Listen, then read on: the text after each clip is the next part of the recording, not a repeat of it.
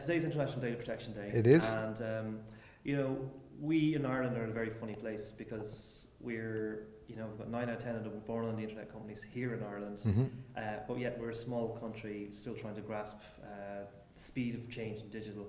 And the history of the internet has been about 20 years and so much has happened. So in terms of the situation Ireland finds itself, and from your perspective as CEO of the Irish Computer Study, what do you think is the real issue at heart here and what we need as a country to grasp?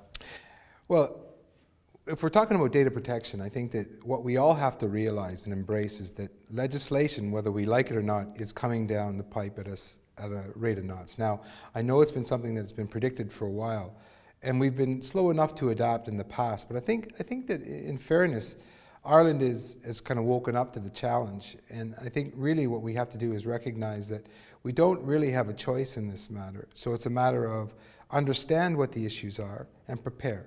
And that's really what the Irish Computer Society has been advocating for several years now.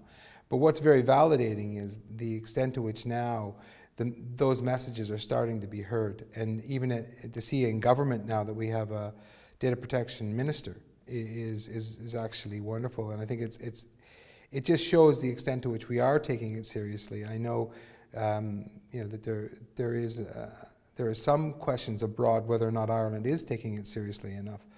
But I think that Ireland has had, as you've indicated, a unique way of coming about it. But I think we are getting there. In terms of where Ireland's at, I mean, because we had a situation where Facebook's Irish operations were sued by Max Schrems, for example, and we did this global audit, and you know, you can ask yourself just how well resourced, say, for example, the Data Protection Commissioner was then. I know more resources are coming now. But if Ireland was to take a leadership position in the whole data protection situation, what do we need to do right?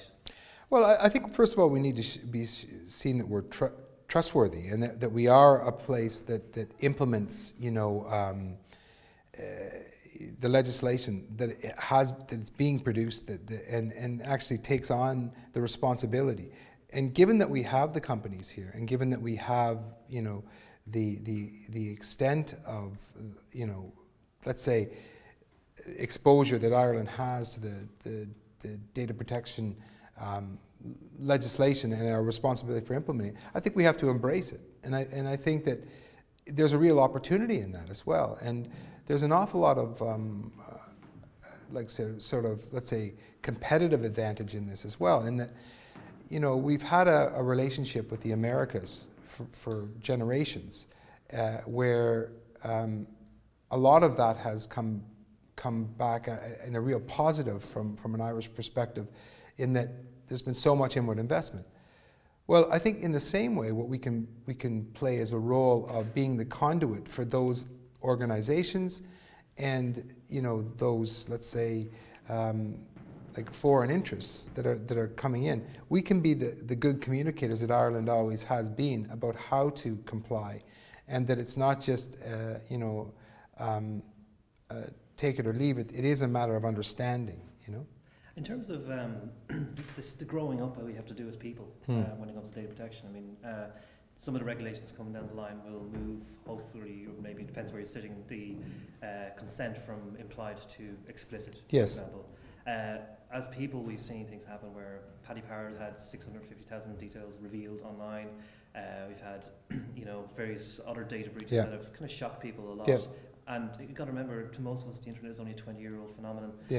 To people, as opposed to the legislators and the companies, what would be your message to them in terms of this Data Protection Day? Yeah, I think it's all about personal responsibility, and I think that, you know, most data breaches and most let's say indiscretions that are being, you know, kind of coming to the fore now you know, in the press and whatnot. If you go back and you trace, a lot of those are back down to human interaction with the technology. It's not necessarily, in a lot of cases, it's not hackers coming in and stealing. Now, there are examples of that, obviously, but the more general data breaches come down to procedures and people's lack of understanding or lack of implementation of procedures. And I think that's what we have to take on as individuals. We have to recognize and understand what our responsibilities are towards our fellow citizens around, you know, the integrity of their data. And if I'm bestowed with the responsibility of looking after your data, I have to treat it with respect. And I think it's that kind of message that if we internalize that, it's no different than anything else. If I'm dealing with your money, I have to treat it with respect, and you would have a certain level of expectation of my ability to deal with it, although we have had some issues with that of recently as well. But you know what I mean? It's really about taking on a personal integrity, and from your own data protection perspective, educate yourself, understand what, you know, these licensing agreements that you're signing up to are saying. Okay, it's pretty turgid to try to read the whole lot, but there are some key bits that you need to understand around things like consent and whatnot, and what they're doing with your data and privacy settings. These are things that people can educate themselves on, and they need to.